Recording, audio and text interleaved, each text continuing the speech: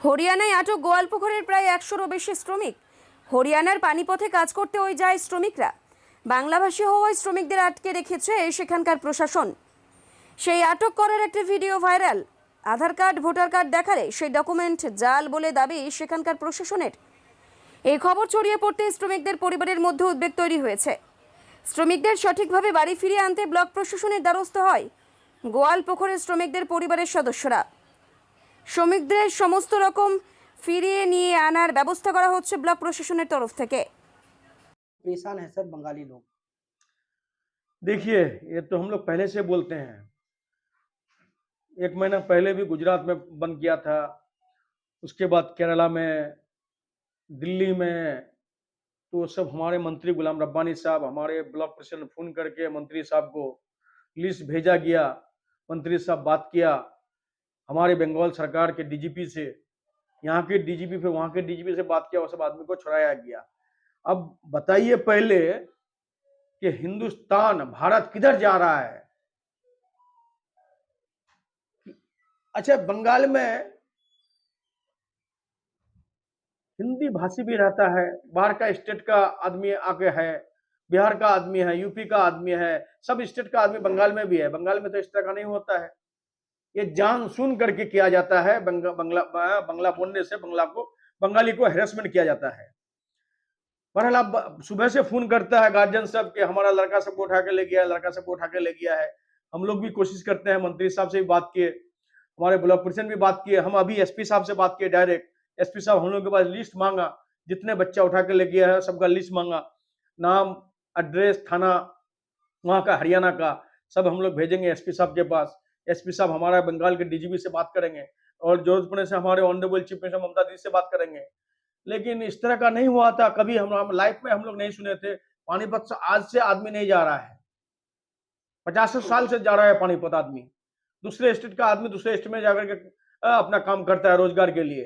लेकिन इस तरह का जो हो रहा है, अब तो हम सोचते हैं कि पूरे हिंदुस्तान को, पूरे भारत वालों को बीजेपी के अगेंस्ट में रोड में उतर जाना चाहिए, आंदोलन में उतर जाना चाहिए, ये बीजेपी सरकार के अगेंस्ट में। लेकिन इस तरह का जो हो रहा है, सिर्फ मुस्लिम भाई नहीं, हिंदू भाई भी है, मुस्लिम भाई भी है, आपका आदिवासी भाई भी है, सबको हैरेसमेंट किया जाता है। बंगला बोलने से सबको हैरेसमेंट किया जाता है। हमको ताज्जुब लगा इस बात का। आदमी कल से फोन कर रहा है कि हम लोग उठा के ले जा रहा है, वहां पर काम करने गया, रोजगार के लिए गया है। लेकिन इस तरह का अगर परेशान किया जाए, हिंदुस्तान, भारत का आदमी को अगर परेशान किया, हिंदुस्तान का आदमी को अगर परेशान किया जाए, तो आप बताइए कि आदमी कहाँ रहेंगे जाकर के। तो इसलिए काफी दुख की बात है, तकलीफ की बात है। इस तरह का सरकार नहीं होना चाहिए और आपके चैनल के माध्यम से हम बोलेंगे कि इस तरह का सरकार को जल्दी हिंदुस्तान से निकालना चाहिए और बीजेपी को यहाँ से हटाना चाहिए। अच्छा, ये जो बंगालियों को अभी लेकर गया है, कोई पता भी नहीं चल पा रहा कहाँ पर ले जाकर रखा नहीं, गया इसके लिए हम लोग, हमारा वो आजाद भाई यहाँ पर बैठे हुए हैं यहाँ पर, उसको बोले कि आप खबर लीजिए कहाँ कहाँ है। यहाँ पर गदरीगांव का आदमी सब भी आया, कुछ भी गार्जियन यहाँ पर आया है, कुछ गार्जियन, उन लोगों से भी आप लोग सुनिएगा। इन लोग बहुत नेता को फोन किया, कोई नेता फोन नहीं उठाया। कांग्रेस का नेता को भी फोन किया, बीजेपी का नेता को भी फोन करता है, कोई नहीं उठाता है। हमारे एमपी जो यहाँ के रायगंज के कार्तिक पाल, उसको भी फोन किया, वो भी फोन नहीं उठाते हैं। तो इसलिए हमारे ग्वालपुर वालों से मेरा गुजारिश है कि देखिए, इन लोग कोई फोन उठाने वाला है नहीं। फोन उठाने से गुलाम रब्बानी साहब ही उठाएंगे और हमारे ब्लॉक प्रेसिडेंट हम ही लोग फोन उठाएंगे।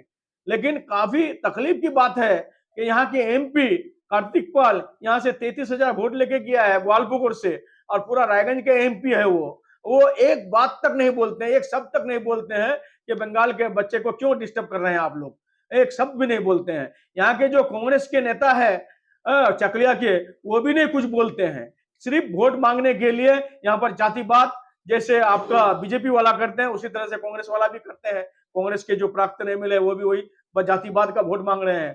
तो लेकिन वोट मांग, ठीक है, वोट मांगिएगा, वोट वक्त आएगा, वोट किसको देगा नहीं देगा जनता समझ जाएगा। लेकिन अभी जो आदमी परेशानी में पड़ गया है, उसका कैसे हल होगा उसके बारे में सोचिए ना। उसके बारे में कोई जिक्र नहीं, कोई फिक्र नहीं। हम लोगों को फिक्र करना पड़ता है, जिक्र। अभी हम लोग बोले कि गार्जियन को बोले लिस्ट लाइए, हम लोग जरूरत पड़ने से हमारे डीजीपी से बात करेंगे, हमारे ऑनरेबल चीफ मिनिस्टर से बात करेंगे, एमआई से गुलाम रब्बानी साहब से बात करेंगे। हम एसपी साहब से अभी बात किए, एसपी साहब बोला कि लिस्ट करके भेजिए आप लोग। बहरहाल हम लोग कोशिश करते हैं बच्चा को जैसे कोई परेशानी ना हो। इससे पहले भी गुजरात में ऐसा हुआ था, जो बंगालियों को उठाया गया था, वहां पर 24 घंटे के अंदर मंत्री गुलाम रब्बानी साहब ग्वालपकोर पहुंचते हैं और सब लोगों को वेरिफिकेशन एक कागज यहाँ से पेपर्स भेजते हैं।